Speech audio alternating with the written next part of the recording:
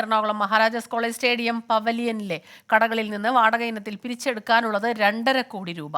വിദ്യാർത്ഥികളുടെ ആവശ്യങ്ങൾക്ക് ഉപയോഗിക്കേണ്ട പണമാണ് അധികൃതർ കണ്ടില്ലെന്ന് നടിക്കുന്നത്.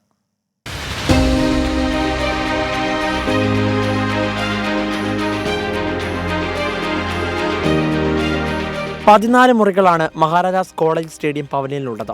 13 മുറികളും വാടകയ്ക്ക് നൽകിയിരിക്കുന്നു. 2022 1.5 കോടിയോളം രൂപ വാടക ഇനത്തിൽ കുടിശ്ശികയുണ്ടായിരുന്നു. 2023 ആയപ്പോൾ കുടിശ്ശിക 2.5 കോടി രൂപയായി ഉയർന്നു.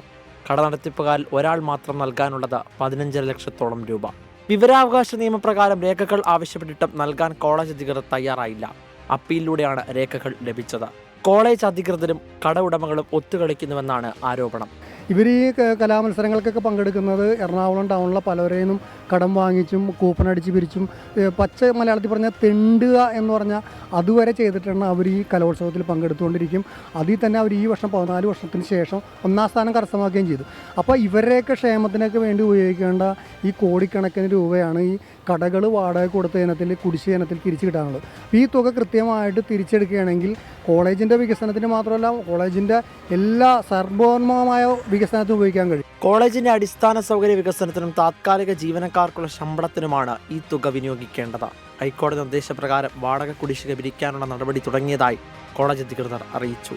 24 കൊച്ചി.